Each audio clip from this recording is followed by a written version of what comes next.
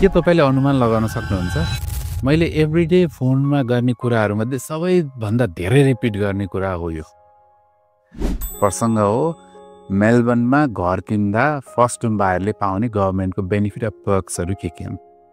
हुन त हाम्रो सर्भिस अस्ट्रेलिया वाइड नै अवेलेबल छ तैपनि हामी मेलबर्न बेस भएको कारणले गर्दाखेरि मेलबर्नको इन्क्वायरी हामीले सबैभन्दा धेरै पाउने गर्छौं र आजको भिडियोमा चाहिँ म हजुर पर्मनेन्ट रेसिडेन्सी अथवा सिटिजनशिप भइसकेको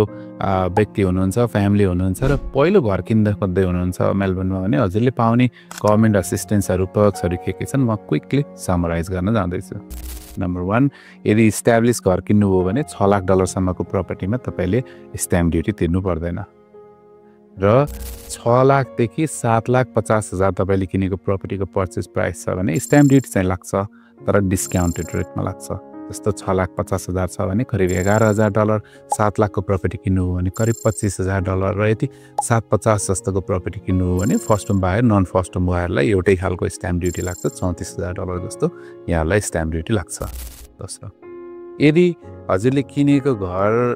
ब्रान्ड न्यू छ अन्डर कन्स्ट्रक्सन छ अथवा तपाईले आफैले जग्गा किनेर घर बनाउनु भयो भने चाहिँ 10,000 गभर्नमेन्टले ग्रान्ट दिन्छ त्यसलाई हामी फर्स्ट होम ओनर ग्रान्ट भन्छौं यसमा सुन्नुहोस् है यदि हजुरले अरूले बनाएको प्रपर्टी ब्रान्ड न्यू किन्नुभयो भने चाहिँ 7,50,000 भन्दा तलको अन्डर 750,000 को प्रपर्टीमा मात्रै त्यो 10,000 ग्रान्ट पाइन्छ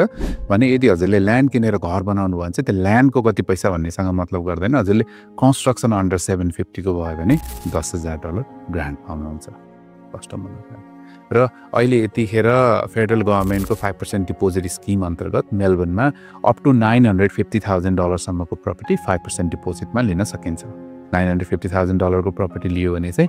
त्यसको 5% प्लस लाग्ने स्ट्याम्प ड्युटी चाहिँ फर्स्ट टाइम बायरले तिर्नुपर्ने हुन्छ त्यसले गर्दा हजुरको पनि घरको लोनको कुनै पनि क्वेरी छ अहिलेको यो 5% डिपोजिट स्किमको बेनिफिट लिन चाहनुहुन्छ भने चाहिँ निर्धक्क साथ हामीलाई कन्ट्याक्ट गर्न सक्नुहुन्छ यहाँहरु सबैको दिन सुपर होस् धन्यवाद